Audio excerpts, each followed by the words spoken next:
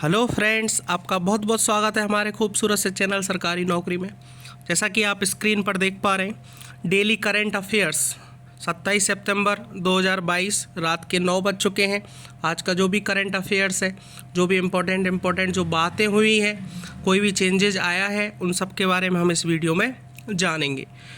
और मैं आपको इस वीडियो को स्टार्ट करने से पहले एक बात बताऊं कि सरकारी नौकरी की जो भी प्रिपरेशन कर रहे हैं तो उनके लिए जीके का सबसे ज़्यादा वेटेज इस करंट अफेयर्स का होता है। तो इसलिए एक एक पॉइंट को ध्यान से पढ़ें, नोटबुक लेके बैठे, मूवी की तरह इस वीडियो को ना देखें, क्योंकि नोटबुक पर हर चीज़ पॉइंट आपको नोट करना पड़ेगा। और दूसरी बात मैं आपको बताऊं कि जितने भी क्वेश्चन हैं उनसे रिलेटेड और कुछ क्वेश्चन नए बनते हैं तो वो भी मुझे कमेंट करें, जिससे मैं नई वीडियो में उनको बता सकूं। तो इस वीडियो को, इस सेशन को स्टार्ट करने से पहले मैं एक लाइन बोलना चाहता हूं, जब तक आप खुद से नहीं हारते तब तक आप हारे नहीं हो। आप खुद को हारा हुआ समझ लोगे, उस दिन आप हार जाओगे, और जिस दिन खुद को अपना हारा हुआ नहीं समझोगे उस दिन आपके पास हारने की कोई उम्मीद ही नहीं है, आप जीत सकते हो। तो चालू करें फिर। तो नोटबुक लेके बैठे, नोट करते रहे हर बात को। तो सबसे पहले क्वेश्चन से स्टार्ट करना चाहते हैं कि हाल ही में किस मंत्रालय ने स्वच्छ टाइकेथॉन का शुभारंभ किया था। तो टाइकेथॉन का मतलब क्या होता है, पहले तो मैं ये समझाऊंगा आपको। इसका आंसर देख लो, लिखा हुआ है आवास एवं बाल विकास मंत्रालय। तो अभी करंट में ये जो स्वच्छ टाइकेथॉन का मतलब ये होता है कि जो भी अपने देश में कचरा है या कोई वेस्टेज मटेरियल है उसका खिलौना बनाना, कचरे से खिलौने बनाने की प्रक्रिया को ही अपन क्या बोलते हैं, टाइकेथॉन बोलते हैं। जो राष्ट्रीय खिलौना कार्य योजना है NAPT, जो 2020 में क्या की गई थी, लागू की गई थी। ठीक है। उसके बाद में अभी करंट में बात करें अपन तो स्वच्छ भारत मिशन जो 2.0 है वो अपना 10 अक्टूबर 2021 में चालू हुआ था, और 2021 से लेकर 2026 तक कचरा मुक्त शहर करने की ये घोषणा की है नरेंद्र मोदी जी ने। और खिलौना की जो बढ़ती मांग को लेकर 17 सितंबर से लेकर 20 अक्टूबर 2022 तक जो स्वच्छता दिवस चल रहा है, ठीक है ना। और स्वच्छता दिवस में कौन सा कैंपेन चल रहा है, इसका कंपटीशन पोर्टल भी है माई गाम। उस पर आपको जो कचरे से खिलौने बनाने की प्रक्रिया है, आप कोई भी कचरा लेते हैं, वेस्टेज मटेरियल लेते हैं, उससे खिलौना बनाते हैं, तो वो आप वहाँ अपलोड कर सकते हैं। ये एक तरह से कंपटीशन है। सेकंड पॉइंट में अपन बात करें, सेकंड क्वेश्चन है किस राज्य के मंत्रिमंडल ने प्राथमिक स्कूली बच्चों के लिए ट्यूटर योजना को मंजूरी दी है। मंजूरी किस योजना को दी है, ट्यूटर योजना को दी है। तो इसका आंसर होगा हिमाचल प्रदेश। हिमाचल प्रदेश ऐसा राज्य है जिसने हाल ही में मंत्रिमंडल ने उसकी ने प्राथमिक स्कूली बच्चों के लिए ट्यूटर योजना की मंजूरी दी है। तो इसका मतलब क्या है कि अभी केंद्रीय मंत्रिमंडल की भी पहले बैठक हुई थी, उसमें जो प्रधानमंत्री स्कूल फॉर राइजिंग इंडिया, इससे रिलेटेड जो भी नेशनल एजुकेशन पब्लिक के तहत जो भी नियम बनाए थे उसमें बोला गया था 14,597 स्कूलों को आदर्श स्कूल बनाया जाएगा, जिसके अंतर्गत 3 से 6 साल के जो बच्चे हैं उनका मस्तिष्क विकास करने के लिए या उनकी ज़िंदगी को अच्छा करने के लिए एक ट्यूटर योजना बनाई गई है। और उसी को ध्यान में रखते हुए हिमाचल प्रदेश के मंत्रिमंडल ने इस योजना की मंजूरी अभी लेटेस्ट में दी है।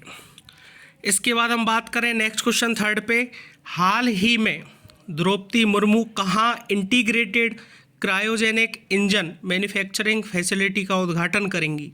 इसका आंसर है बंगलुरु में, कर्नाटक में। तो क्रायोजेनिक इंजन क्या होता है, इसका जो उद्घाटन है वो 27 सितंबर 2022 जो आज की डेट है बंगलुरु कर्नाटक में किया गया है। और इसमें क्या करेंगे कि जो रॉकेट के इंजन होते हैं उनको मैन्युफैक्चर किया जाएगा इसी इंडिया में। इसी का उद्घाटन अपनी जो नई राष्ट्रपति हैं द्रौपदी मुर्मू, उन्होंने बंगलुरु में कहाँ किया है, कर्नाटक में जो बंगलुरु आता है वहाँ पर उसका उद्घाटन किया है। उसके बाद हम चलते हैं फोर्थ क्वेश्चन पे कि बंडारू विल्सन बाबू हाल ही में किस देश में भारत के राजदूत बने हैं। तो इसका आंसर है मेडागास्कर। ठीक है, ये भी करंट का क्वेश्चन बनता है कि भारत के राजदूत कहाँ कौन अपडेट किया गया है, किस जगह किसको चेंज किया गया है, तो इन चीज़ों पर भी ध्यान रखें। तो बंडारू बिल्स नवाबू हाल ही में किस देश के भारत के राजदूत बने हैं, तो मेडागास्कर के राजदूत बने हैं। उसके बाद हम नेक्स्ट क्वेश्चन पे बात करें तो हाल ही में किस राज्य में बतुकम्मा पुष्प उत्सव मनाया गया। बतुकम्मा पुष्प उत्सव, जिससे नाम से ही आपको पता चल रहा होगा कि कहाँ का हो सकता है, दक्षिण में कोई ना कोई राज्य होगा। देखो, हर क्वेश्चन का आंसर आपको पता हो करंट में तो ये पॉसिबल नहीं है। एग्जाम जब आप देते हो तो वहाँ ये भी ध्यान रखो कि ये वर्ड कैसे है, मतलब कोई अपन तुक्का भी लगाना चाहे तो इस तरह से लगाएं कि वो एग्जैक्ट बैठ जाए। तो जैसे कि इसका आंसर दे रखा है तेलंगाना, जो आंध्र प्रदेश से अलग किया गया था 2014 में, वो राज्य है तेलंगाना। हाल ही में किस राज्य में बतुकम्मा पुष्प उत्सव मनाया गया, तो वो है उसका आंसर तेलंगाना। इसके बाद 6 नंबर के क्वेश्चन पे अपन बात करें तो बीपीसीएल ने हाल ही में किस देश की कंपनी पेट्रोब्रास के साथ समझौता किया गया है। तो पहले तो ये समझना होगा कि बीपीसीएल क्या है। तो ये बीपीसीएल अपनी इंडिया की कंपनी है जिसकी फुल फॉर्म है भारत पेट्रोलियम कॉरपोरेशन लिमिटेड, जिसकी फुल फॉर्म है भारत पेट्रोलियम कॉरपोरेशन लिमिटेड। तो बीपीसीएल ने क्या किया है, बीपीसीएल क्या करती है, बीपीसीएल ने क्रूड ऑयल जो होता है उसका इंपोर्ट वास्केट के डाइवर्जन के लिए ब्राज़ील की नेशनल कंपनी के साथ क्या किया है, समझौता किया है। ब्राज़ील की कंपनी है ये पेट्रोवास, ब्राज़ील की कंपनी है पेट्रोवास, जिसके साथ समझौता किया है। अब तक क्या होता था, 80% कच्चा तेल तो आयात होता था और 20% डोमेस्टिक मार्केट से ये कंपनी उठाती थी। ठीक है, तो उसके लिए बीपीसीएल ने ये जो ब्राज़ील की कंपनी है पेट्रोब्रास के साथ समझौता किया है, जो कि ब्राज़ील में है। ठीक है, अब अपन बात करें तो बीपीसीएल की 3 रिफाइनरी है फिलहाल में, एक मुंबई में है, एक कोच्चि में है और एक बीना में है। ठीक है ना, पहले एक रिफाइनरी और थी नुमालगढ़ी रिफाइनरी। ठीक है ना, नुमालगढ़ी रिफाइनरी थी, नोट करते ना एक एक पॉइंट पॉज करके। नुमालगढ़ी रिफाइनरी थी, इसको साल 2021 में 9,876 करोड़ रुपए लगाकर ऑल इंडिया को बेच दिया था। मतलब 9,876 रुपये में ऑल इंडिया ने इस रिफाइनरी नुमालगढ़ी रिफाइनरी को क्या कर लिया, 2021 में खरीद लिया था। पहले ये भी रिफाइनरी किसके अंतर्गत आती थी, BPCL Bharat petroleum corporation limited के अंतर्गत आती थी। ठीक है, तो इससे रिलेटेड और कोई क्वेश्चन भी बने तो आप मुझे कमेंट करें, मैं उसका आंसर तुरंत मिलेगा आपको। इसके बाद नेक्स्ट क्वेश्चन पे बात करें तो हाल ही में किस देश या हाल ही में किस भारतीय लेखिका ने हरमन कैस्टेन पुरस्कार जीता है। अभी करंट में जो हरमन कैस्टेन पुरस्कार है वो जीता है मीना कंडासामी ने। ठीक है ना, मीना कंडासामी ने। देखो, मैं एक बात बताऊं आपको कि जर्मनी के डॉर्मस्टार में पेन सेंटर द्वारा ये क्या दिया जाता है, पुरस्कार दिया जाता है। जर्मनी में डॉर्मस्टार में जो पेन सेंटर है उसके द्वारा ये पुरस्कार दिया जाता है और मीना कंडासामी ने ये पुरस्कार जीता है, जो 15 नवंबर 2022 को दिया जाएगा। नोट कर ले, इंपॉर्टेंट बात है, 15 नवंबर 2022 को क्या दिया जाएगा, ये पुरस्कार इनको दिया जाएगा। थोड़ा सा मीना कंडासामी के बारे में बता दूं कि चेन्नई में इनका जन्म हुआ था और शुरू से ही जाति विरोधी कार्यकर्ता हैं, उपन्यासकार हैं, कवि हैं। इसलिए पेन सेंटर है उसने इनकी अभिव्यक्ति की स्वतंत्रता के रक्षक के रूप में इनको देखा और इसलिए इनको ये पुरस्कार दिया। तो हरमन कैस्टेन पुरस्कार लेटेस्ट मीना कंडासामी को दिया जाएगा 15 नवंबर 2022 को। तो इसके बाद अपन नेक्स्ट क्वेश्चन पे बात करें तो चंडीगढ़ हवाई अड्डे का नाम बदलकर हाल ही में किसके नाम पर रखा गया है, तो भगत सिंह के नाम पे रखा गया है। हर कोई जानता है भगत सिंह एक अपने स्वतंत्रता सेनानी हुए हैं, जैसे भगत सिंह, राजगुरु और सुखदेव। तो चंडीगढ़ जो हवाई अड्डा था, तो चंडीगढ़ हवाई अड्डे का नाम चेंज करके क्या बोला है, भगत सिंह हवाई अड्डा। ठीक है, ये भी इंपॉर्टेंट क्वेश्चन बनता है, ये लेटेस्ट हुआ है। 9th नंबर के क्वेश्चन पर अपन बात करें तो हाल ही में किसने पंडित दीनदयाल उपाध्याय जीवन दर्शन और संबद्धता नामक पुस्तक का विमोचन किया है। विमोचन का मतलब पब्लिश किया है। ठीक है, तो पंडित दीनदयाल उपाध्याय जीवन दर्शन और संबद्धता ये नामक जो पुस्तक का विमोचन किया है वो जगदीप धनखड़ जी ने कहा है। जगदीप धनखड़ जी ने किया है, जो पहले बंगाल के राज्यपाल थे। इंपॉर्टेंट बात समझना, जो पहले बंगाल के राज्यपाल थे और करंट में अपने भारत देश के उपराष्ट्रपति हैं या फिर राज्यसभा के पदेन सभापति हैं। राज्यसभा का जो पदेन सभापति होता है उसी को तो उपराष्ट्रपति बोला जाता है। तो हम कह सकते हैं जगदीप धनखड़ जी जो है वो भारत के उपराष्ट्रपति हैं। उन्होंने पंडित दीनदयाल उपाध्याय जीवन दर्शन और संबद्धता नामक पुस्तक का क्या किया था, विमोचन किया था। इसके बाद हम नेक्स्ट क्वेश्चन पे चलें। किसने हाल ही में S&P ग्लोबल रेटिंग ने वित्त वर्ष 2022 और 23 में भारत की GDP विकास दर कितने प्रतिशत रहने का अनुमान लगाया है?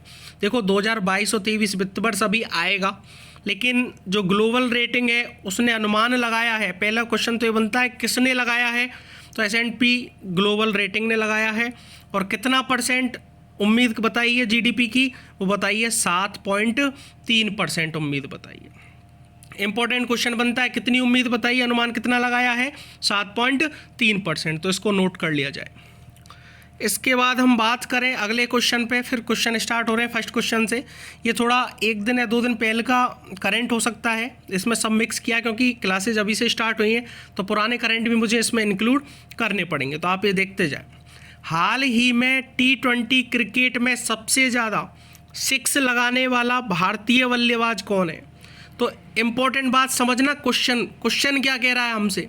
देखो T20 क्रिकेट में और करंट में बात कर रहा है, तो करंट में अभी आपको सबको पता है एशिया वर्ल्ड कप हुआ था T20 वाला। एशिया वर्ल्ड कप हुआ था T20 वाला, जिसमें रोहित शर्मा ने सबसे ज़्यादा 6 लगाए हैं। रोहित शर्मा ने सबसे ज़्यादा 6 लगाए हैं एशिया कप में अब तक। ठीक है, देखो सबसे पहले था शाहिद अफरीदी था जिसने 26 छक्के लगाए थे, और अब रोहित शर्मा है जिसने 29 6 लगाए। ठीक है, और यदि बात करें 2022 की, तो 2022 में T20 की यदि बात करोगे नॉर्मली क्वेश्चन अलग बनता है, हाल करंट में बात करोगे तो बात अलग है। ठीक है, और पूरे 2022 की बात करोगे T20 की, तो सूर्य कुमार ने 16 मैचों में 32 6 लगाए।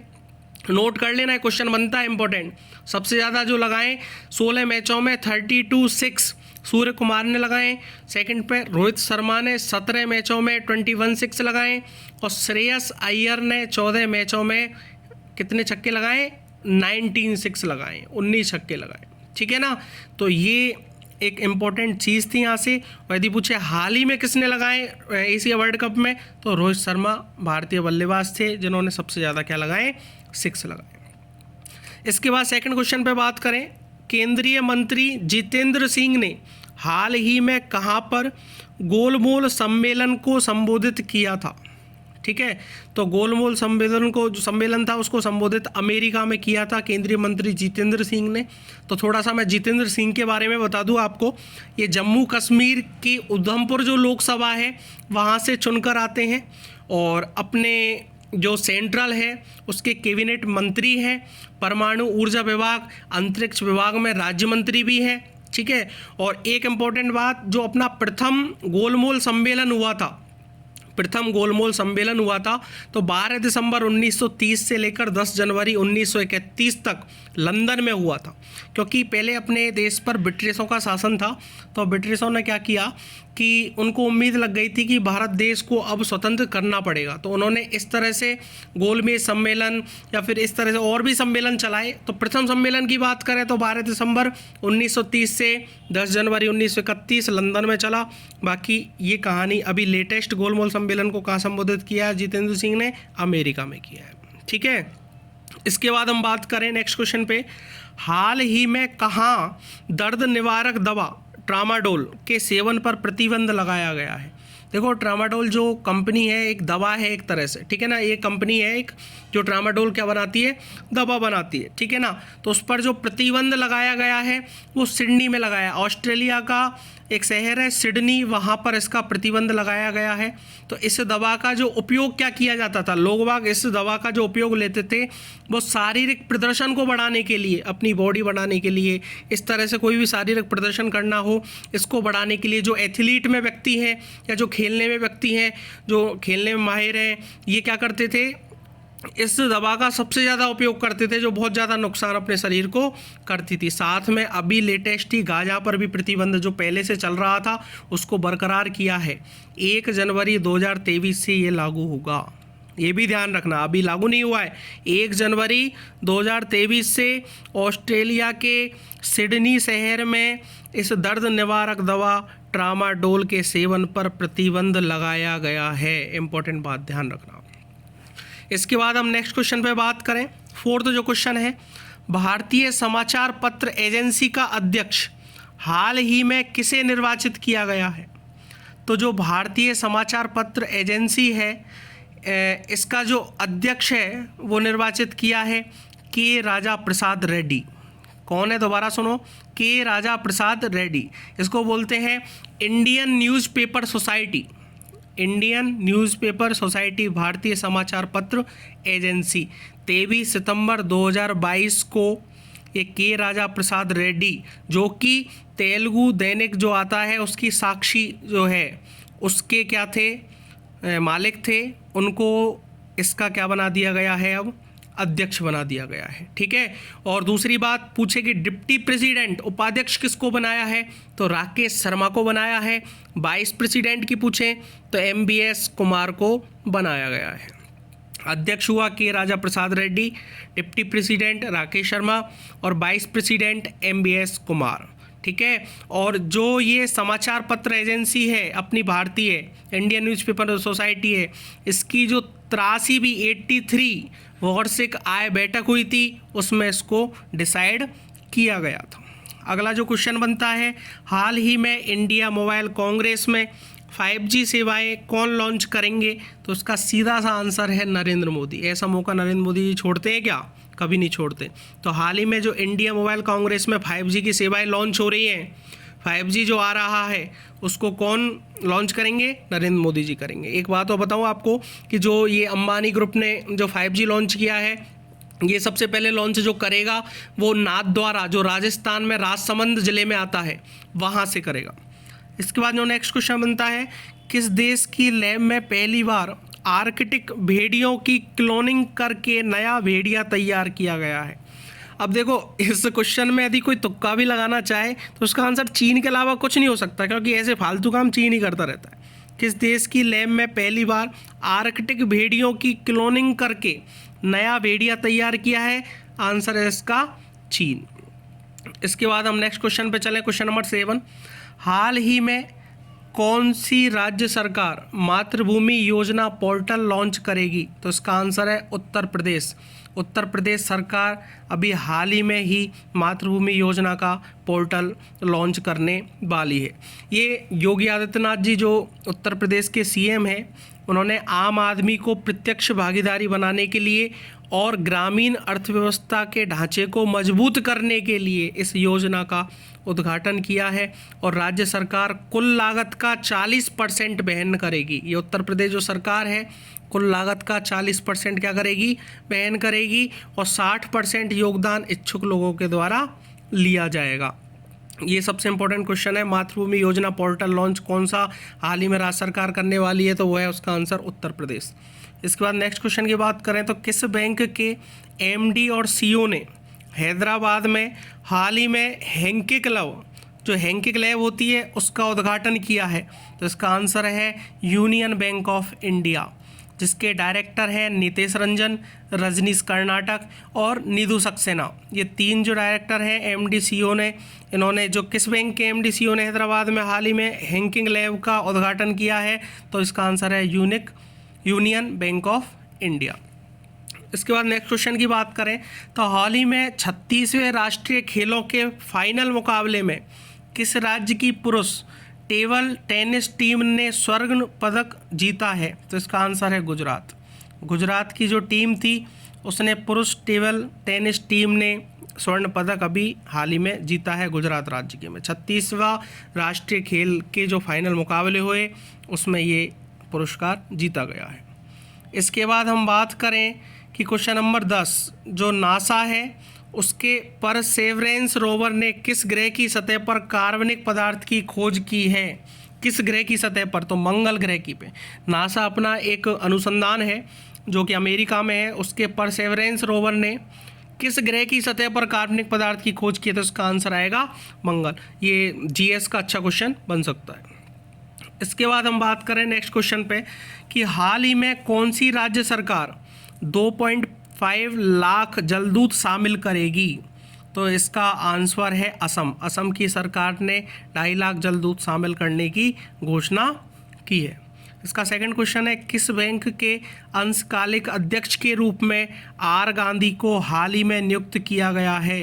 कौन सी बैंक है जिसके अंशकालिक अध्यक्ष के रूप में, अंशकालिक मतलब कोई अध्यक्ष पहले रहा होगा और आगे अभी फाइनल बनाएंगे, लेकिन जब तक कार्रवाई जिसको बोलते हैं, तो अंशकालिक अध्यक्ष के रूप में आर गांधी। इसका फुल नाम है मिस्टर रामा सुब्रमण्यम गांधी। मिस्टर रामा सुब्रमण्यम गांधी, ठीक है। तो किस बैंक ने किया है? यस बैंक ने, ठीक है ना। और यस बैंक का चेयरमैन कौन है? सुनील मेहता। और एमडी और सीईओ कौन है? प्रशांत कुमार। दोबारा याद कर लें, नोट कर लें इस बात को। चेयरमैन है सुनील मेहता और एमडी और सीईओ है प्रशांत कुमार। इसके बाद थर्ड नंबर का जो क्वेश्चन बनता है वो है हाल ही में हिलेरी मेंटल का निधन हुआ है, वे कौन थी? हिलेरी मेंटल एक बहुत बड़ी लेखिका थी, ठीक है ना, जो कि इंग्लैंड की थी और 22 सितंबर 2022 को इनका निधन हुआ है और 70 साल की उम्र में इनका निधन हुआ है। इन्होंने बहुत सारी बुकें लिखी है, एक मदर पे बहुत अच्छी बुक लिखी है, ठीक है। तो हाल ही में हिलेरी मेंटल कहाँ की थी? ये इंग्लैंड की थी। कब निधन हुआ? तो वो भी डेट है 22 सितंबर 2022 को, ठीक है। और ये कौन थी? एक लेखिका थी। कितनी साल की उम्र में निधन हुआ? 70 साल की उम्र में इनका निधन हुआ। इसके बाद हम बात करें भारत में पहला सफल पर्ण हाथ प्रत्यारोपण हाल ही में कहाँ किया गया है? जो हाथ का प्रत्यारोपण है वो सफल कहाँ पर हुआ है? तो वो अभी करेंट में हुआ है केरल में। केरल में ऐसा हुआ है कि किसी डॉक्टर ने भारत का पहला सफल पर्ण हाथ प्रत्यारोपण कंप्लीट किया है। ये क्वेश्चन लेटेस्ट बन सकता है।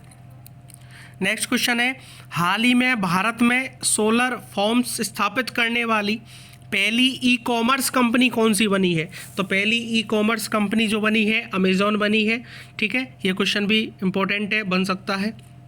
इसके बाद बात करें जो दिल्ली का एम्स है, सब लोग जानते होंगे, जो दिल्ली का एम्स है इसका जो नया निदेशक बनाया अभी हाल ही में किसे नियुक्त किया गया है?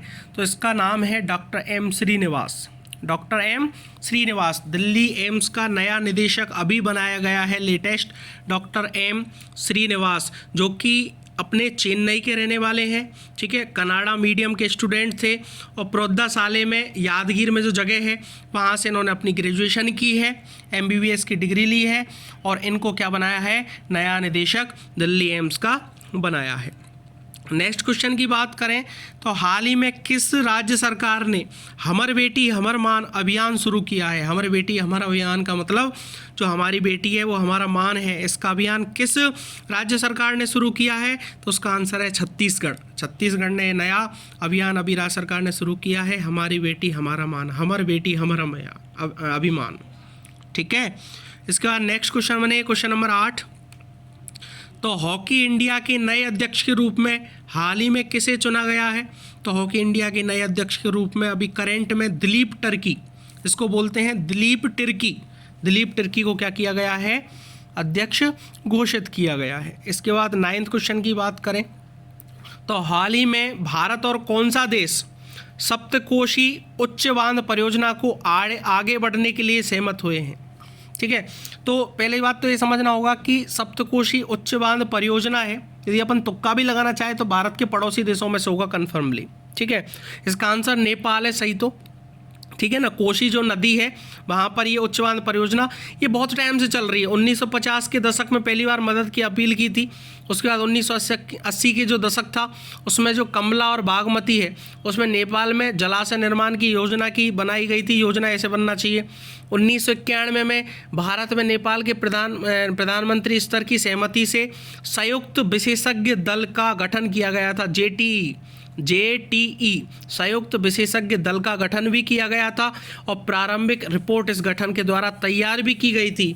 उसके बाद में 2004 में जो भारत नेपाल संयुक्त परियोजना है इसकी स्थापना करने के लिए अगस्त 2012 में कोशिश भी की गई थी और की भी गई थी, ठीक है। उसके बाद में काठमांडू में जो बैठक हुई है अभी लेटेस्ट और 9वीं बैठक हुई है, ठीक है। तो भारत और नेपाल के बीच में ये सहमति बनी है कि सप्तकोशी उच्च बांध परियोजना को आगे बढ़ाना है।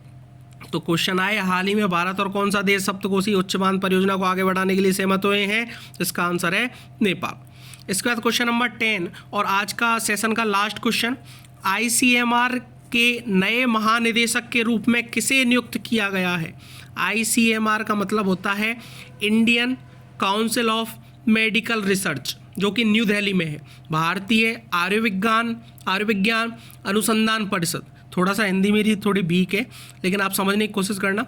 भारतीय आयुर्विज्ञान अनुसंधान परिषद, Indian council of medical research, जो न्यू दिल्ली में है, ठीक है। इसके सचिव और महानिदेशक, यहाँ क्वेश्चन महानिदेशक पूछा है, सचिव भी बनाया गया है डॉक्टर राजीव बहेल को, और करेंट में ये WHO में भी अपनी सेवा दे रहे हैं, ठीक है। और डॉक्टर राजीव बहेल को कितने साल के लिए बनाया गया है? 3 साल की अवधि के लिए नियुक्त किया गया है। कितने, कोई फिक्स नहीं होता यहाँ पे कि 3 साल करना, लेकिन इनको डॉक्टर राजीव बहेल को सचिव और महानिदेशक कितने साल के लिए बनाया गया है? 3 साल के लिए नियुक्त किया गया है। और जो डॉक्टर राजीव बहेल है ये वर्तमान में जिनेवा में जो WHO है उसमें मातृ और नवजात शिशु पर भी शोध के प्रमुख हैं एवं किशोर स्वास्थ्य सह नवजात इकाई के भी प्रमुख हैं। नोट कर लेना, इंपॉर्टेंट बात। डॉक्टर राजीव बहेल जो वर्तमान में जिनेवा में WHO में मातृ नवजात शिशु पर शोध के प्रमुख एवं किशोर स्वास्थ्य सह नवजात इकाई के भी प्रमुख हैं। अब पूछे आपसे कि ICMR का जो ये नए महानिदेशक और सचिव बने हैं डॉक्टर राजीव बहेल, इनसे पहले कौन था? तो इनसे पहले थे डॉक्टर बलराम भार्गव। कौन थे? डॉक्टर बलराम भार्गव, जिनका कार्यकाल स्टार्ट हुआ था 16 अप्रैल 2018 को नियुक्त किया इनको। 16 अप्रैल 2018 को डॉक्टर बलराम भार्गव को नियुक्त किया। 2022 में इनका कार्यकाल पूरा हुआ, क्योंकि इनको 4 साल के लिए नियुक्त किया था। मैंने अभी कहा ना, कोई फिक्स नहीं होता, इनको 4 साल के लिए नियुक्त किया गया था।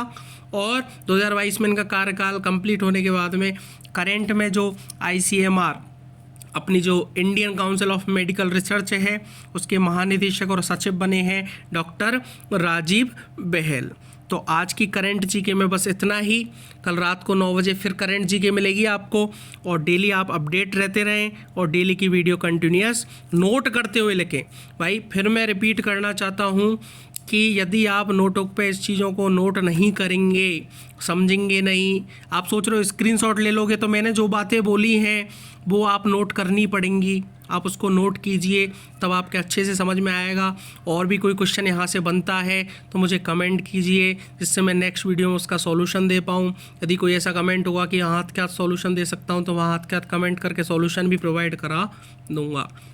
बाकी मेरा उम्मीद ये है कि आपकी पढ़ाई अच्छी चल रही होगी और इस तरह से पढ़ाई कंटिन्यू रखें। Thank you very much.